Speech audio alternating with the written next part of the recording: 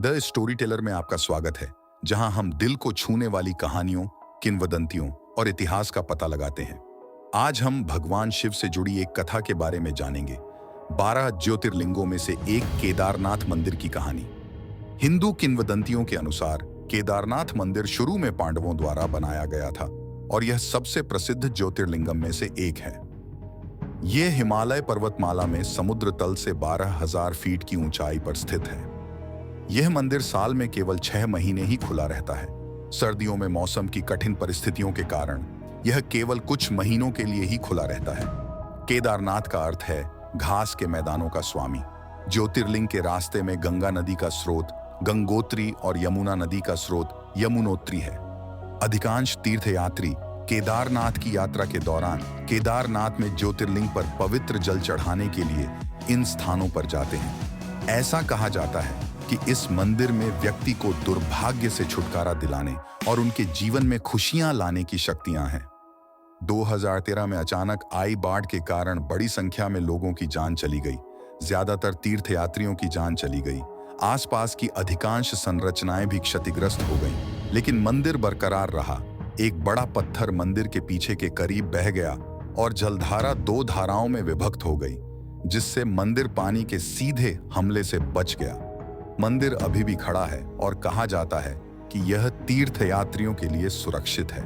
भक्तों का मानना है कि यह एक आधुनिक चमत्कार है। शिलाखंड का नाम भीमशिला रखा गया है। इस प्रसिद्ध मंदिर के पीछे की किंवदंती यह है कि महाभारत युद्ध के बाद पांडवों ने अपने रिश्तेदारों की हत्या के पाप से मुक्ति पाने के लिए तपस्या की थी। ऐसा करने में सक्षम होने के लिए भगवान कृष्ण ने उन्हें भगवान शिव से क्षमा मांगने की सलाह दी। इस प्रकार पांडव भगवान शिव की खोज करने लगे। उन्होंने भगवान शिव की हर जगह खोजा, लेकिन नहीं पा सके और थक गए। छोड़ने से पहले वे एक बार फिर प्रयास करना चाहते थे और उन्होंने फिर से हिमालय की ओर जाने का फैसला किया और आखिरकार उन्होंने उस स्थान पर भगवान शिव के दर्शन किए जहां आज केदारनाथ में ज्योतिर्लिंगम स्थित है। ऐसा कहा जाता है कि भगवान शिव युद्ध के दौरान पांडवों को उनके धोखे और पापों के लिए माफ करने को तैयार नहीं थे और इसलिए उन्होंने खुद को उनसे छिपा लिया। भगवान शिव ने बैल का रूप धारण किया और भूमि में अंतर्धान होने लगे।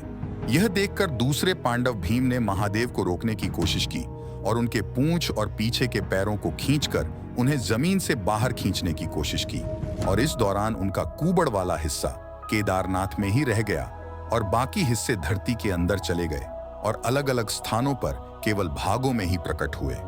केदारनाथ में कुबड़, तुंगनाथ में भुजाएं, मध्य महेश्वर में नाभि और पेट, रुद्रनाथ में चेहरा और कल्पेश्वर में बाल और सिर। पांडवों ने इन 5 स्थानों पर मंदिर बनाए, जिन्हें पंच केदार कहा जाता है। शिव की पूजा करने से उन्हें अपने पापों से मुक्ति मिल गई। भगवान शिव ने त्रिकोणीय ज्योतिर्लिंग के रूप में पवित्र स्थान पर रहने का वादा किया।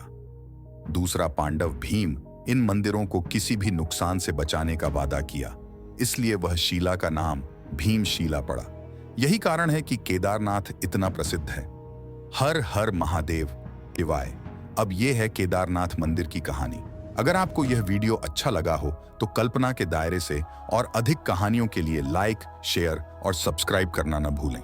अगली बार तक आपके दिन आश्चर्य से और आपकी रातें जादू से भरी रहें। Happy story telling.